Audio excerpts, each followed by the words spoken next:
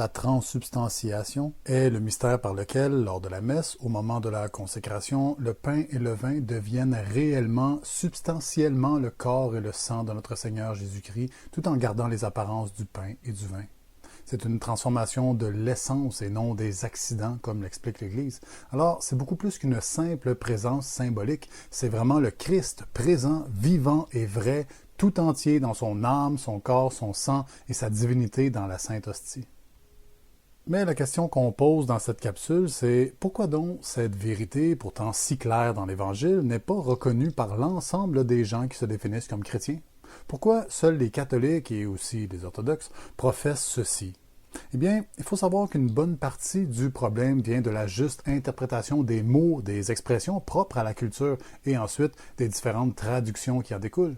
Il va de soi que plus on s'écarte de la tradition, du dépôt de la foi apostolique, plus les risques d'erreur augmentent. Vous savez, les mots, les phrases, les expressions portent un esprit. Comme l'homme, ils ont un corps, la lettre, et une âme, le sens. Si on modifie un seul mot dans une phrase, ce n'est plus du tout la même âme, plus le même sens. Alors, imaginez un instant si on ne respecte pas l'âme de l'Évangile. C'est le cœur même de la foi qui est mutilé. Les conséquences sont très graves. C'est pas pour rien que dans l'histoire, l'Église a toujours farouchement défendu son autorité sur la Bible. On voulait éviter les divisions parmi le peuple de Dieu. L'Église a toujours eu le souci d'obéir au Seigneur qui a déclaré à Pierre 3 fois « Paix mes brebis ». Prenons un exemple frappant. Dans les Bibles issues du protestantisme, telles que la Seconde, la Tob ou d'autres traductions œcuméniques, le verset en Jean 1.1 est rendu ainsi. « Au commencement était la parole ». Mais dans la tradition de l'Église, qui a transmis fidèlement la Sainte Écriture depuis les premiers siècles, c'est pas le mot « parole » qu'on emploie, mais le verbe. « In principio erat verbum ». Au commencement était le verbe. Le Verbe était au commencement, et le Verbe était avec Dieu, et le Verbe était Dieu. Bon, certains diront, mais quelle importance, c'est la même chose. Eh bien non, justement, ce n'est pas du tout la même chose. Comme on disait, remplacer verbe par parole, c'est changer l'âme du texte, et lorsque l'âme change, un nouvel esprit surgit, une nouvelle perception, desquelles découle un nouveau corps. Et voilà comment naissent les divisions. Aujourd'hui, il y a des milliers de corps qui s'identifient comme chrétiens. Pourtant, l'Église est le corps mystique du Christ, il doit être indivisible. Vous êtes le corps du Christ, et membres chacun pour sa part. Le Christ est-il divisé? Saint Jérôme, lorsqu'il traduit la Bible en latin vers l'an 400, utilise le mot verbum, parce que dans la grammaire latine, le verbe exprime l'action, l'être et l'existence même. En effet, le verbe est le cœur de toute phrase. Et le Fils de Dieu est bien le Verbe puisqu'il est vivant, agissant, substantiel au Père. Il est celui qui exprime parfaitement son être. Or, le mot « parole » désigne surtout un contenu, un message ou une expression. Il ne renvoie pas directement à un être, mais surtout à ce qui découle de lui. La nuance peut sembler insignifiante à prime abord, mais ça change toute la doctrine. Vous voyez, ce n'est pas avec la parole de Dieu qu'on développe une relation, mais c'est avec le Verbe, c'est-à-dire la personne même du Fils, Dieu fait homme. Aimer la parole, c'est bon, mais aimer le Verbe, c'est indispensable, parce que c'est du Verbe que vient la parole et non l'inverse. Vous comprenez la distinction? Elle est très importante. Voilà pourquoi tant de chrétiens séparés de l'Église se réfèrent exclusivement à la Bible et se méfient du magistère de l'Église, des sacrements. Ils se sont attachés à la parole. Pour eux, la Bible, c'est tout, c'est pratiquement de la bibliolatrie même. Mais s'ils étaient attachés au Verbe, ils reconnaîtraient aussi sa parole dans l'Église, dans la tradition. Ils reconnaîtraient son action dans les sacrements. Les catholiques, eux, aiment d'abord le Verbe, et c'est parce qu'ils aiment le Verbe qu'ils aiment aussi sa parole.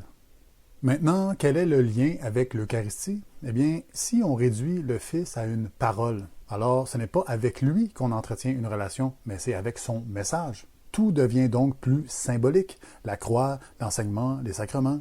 Tout est interprété comme un message et non comme une présence. Mais si on reconnaît que le Fils est le Verbe, alors on comprend qu'il ne s'agit pas que d'un message, mais d'une personne vivante qui se donne à nous et qui continue de se donner aujourd'hui, substantiellement. Et le Verbe s'est fait chair, et il a habité parmi nous. Si vous remplacez verbe par parole, vous obtenez ceci. La parole s'est faite chair. Autrement dit, le message est descendu. La communication de Dieu s'est incarnée. Son enseignement est venu habiter parmi nous et non la deuxième personne de la Trinité en elle-même. L'âme du texte change et en conséquence, la compréhension qu'on en a aussi. Ça réduit le mystère de l'incarnation terriblement. Jésus n'est pas venu seulement enseigner la vérité, la communiquer aux hommes. Il est la vérité. Je suis le chemin, la vérité et la vie. Nul ne vient au Père que par moi. Et on ne va pas au Père par la parole, par l'enseignement, bien qu'il soit très important. On va au Père par le Verbe qui vit en nous. La parole nous attire, nous séduit en quelque sorte, mais c'est l'être qu'on vient à aimer. Et quand on aime l'être même du Christ, le Verbe de Dieu, tout ce qu'il dégage, émane, nous est exquis. Vous comprenez en quoi un simple mot change toute la doctrine? Les non-catholiques sont attachés à la parole. Pour eux, l'incarnation ou la matérialisation de la parole, c'est la Bible.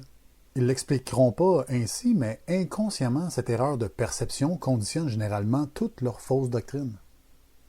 Pour l'illustrer encore davantage, considérons ce passage fondamental. Ma chair est vraiment une nourriture et mon sang est vraiment un breuvage. Si le Christ est la parole, alors on interprète ce passage comme une invitation à méditer son enseignement, à l'intégrer en nous. C'est une image, c'est un symbole. C'est une vision qui est plutôt très limitée, parce que si on considère le Christ comme le Verbe, on comprend qu'il parle ici d'une réalité substantielle. Il se donne réellement en nourriture pour habiter concrètement parmi nous, à l'intérieur même de notre corps. Et Jésus insiste vraiment. En vérité, je vous le dis, si vous ne mangez la chair du Fils de l'homme et ne buvez son sang, vous n'aurez pas la vie en vous. Celui qui mange ma chair et boit mon sang a la vie éternelle, et je le ressusciterai au dernier jour. Pourquoi est-ce si difficile à saisir? Pourquoi les non-catholiques refusent ce sacrement si pur et si saint? Eh bien, parce qu'ils n'ont pas le bon esprit. Leurs multiples dénominations se sont toutes gravement éloignées de la tradition apostolique. Croyez-le si vous le pouvez, le Verbe s'est réellement incarné dans la chair d'un homme. Alors il peut très bien aussi se transmettre substantiellement sous les espèces du pain et du vin. Ceci, le pain, est mon corps qui est donné pour vous. Faites ceci, donc la consécration, en mémoire de moi. Jésus demande bien qu'on refasse ceci. Mais qui, à part les catholiques, respecte aujourd'hui cette demande biblique? Peut-être que les non-catholiques font une sorte de communion spirituelle, mais dans l'Esprit Saint, on sait que ces mots ne représentent pas qu'une parabole. Jésus consacre vraiment, il change la substance du pain pour qu'on le mange, pour qu'il puisse vivre en nous, autant charnellement que spirituellement, car l'homme est un corps et une âme. Et parce qu'il a donné aux apôtres le pouvoir de lier et de délier en son nom, il leur a aussi donné le pouvoir de consacrer et de rendre présent le Verbe dans le pain. C'est pourquoi le prêtre, in persona Christi, rend présent le Christ dans l'Eucharistie. Dès lors, ce n'est pas seulement l'esprit de l'homme qui entre en communion avec Dieu, mais tout son être, corps et âme. Car Dieu s'est donné tout entier, il veut être reçu tout entier. Il me semble que c'est parfaitement cohérent et logique. Ainsi, réduire le Verbe à une parole, c'est tomber dans une hérésie subtile. On écoute un message, mais on oublie la personne. Le Christ n'est pas venu seulement pour enseigner, il est venu pour se donner. Et celui qui mange sa chair et boit son sang ne s'unit pas seulement à une idée, mais au Verbe fait chair, vivant dans l'hostie consacrée. Telle est la foi catholique, et il n'y a que elle qui reconnaît dans la pratique, et non seulement dans le principe, que c'est le Verbe qui s'est fait chair, et que c'est dans une union intime avec lui, de corps et d'âme, que nous parvenons au salut. Que Dieu vous bénisse.